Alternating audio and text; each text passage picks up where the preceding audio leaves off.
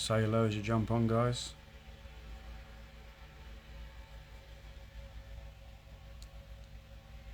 Say hello as you jump on. Just turn them notifications off so you don't interrupt it.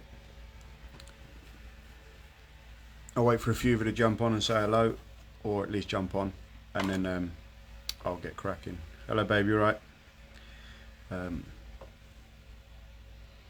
Yeah, could be quite a handy one for a lot of people today, but I'm approaching it from a dyslexic point of view because I'm dyslexic, but I think it'll help a lot of people that have a habit of overthinking or an initial panic when they see something that they class as kind of daunting or whatever. So I'll wait a bit longer and then I'll get cracking and then leave everyone else to catch up with the replay while I crack on with my day. I appreciate it's 12:25 on Monday, so a lot of people either be at work or with the kids as it's the school holidays and stuff like that. As you can see, I'm in our office. It's all good. So yeah, this is good if you are struggling with a bit of headspace, things seems like they're getting a bit too much for you, or anything in general really where you feel you might need a little bit of help in an approach to something. So, bit of a background story first. Obviously, as I mentioned a second ago, I'm dyslexic.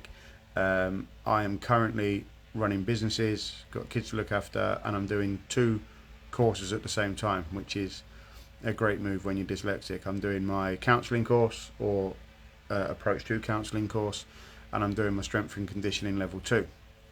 So obviously with that, as well as all the other daily information you have in your business and everything else, you also then take on loads more information. And the human brain only really processes 7 bits of information without getting a little bit stressed, or classed as clinically stressed. So I thought I'd help you with an approach I do. It can be a little bit long-winded, but it's so worth it in the long run. So it's kind of strength conditioning course. You know, on a strength conditioning course that when they talk about muscles and functions of the body and stuff like that, I call it Greek mythology. So we call it the bicep, they'll call it something else, and it sounds like Greek mythology and it just blows your brain. And it's like that when you're looking, maybe revising for going into a job interview and you want to make sure you're on point with the company information and stuff like that.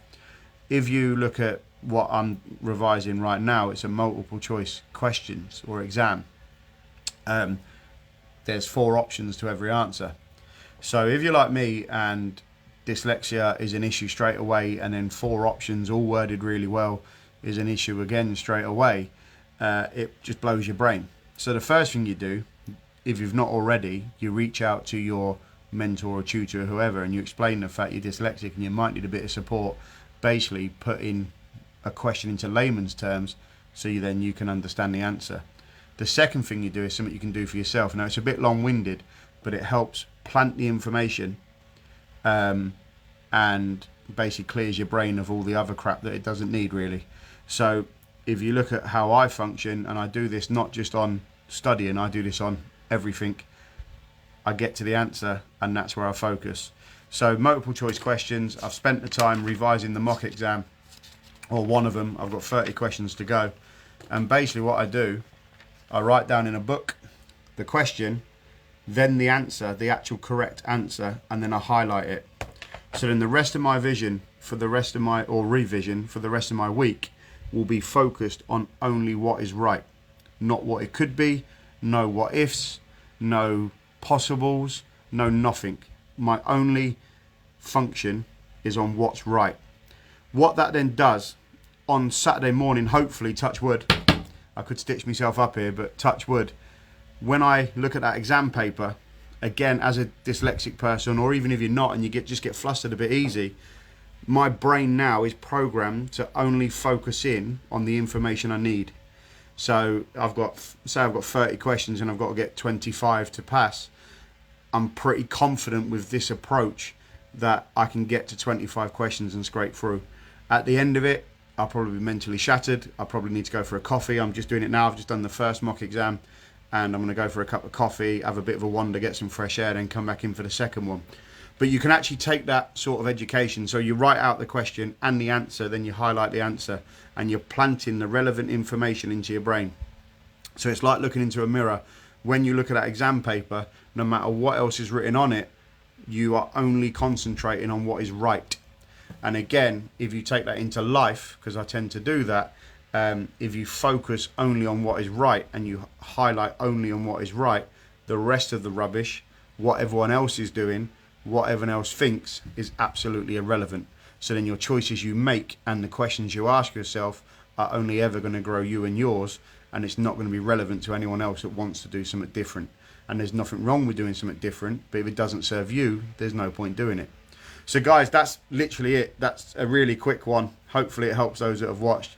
If it hasn't, great. Obviously, me being dyslexic, I speak to a lot of other people that are dyslexic, and you know, one of the main issues is you look at a page and it all kind of merges and you just can't differentiate between what's what.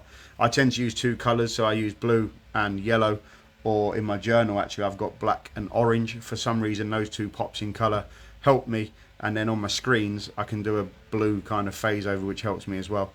But yeah, so I just thought, I'm not even sure if it is relevant to anyone, but I just thought I'd quickly jump on because it helps me with clarity. Because always with exams with me there's an initial panic because I know the answers, but if I can't word it in how they want to hear it, then the panic's there that I might not pass.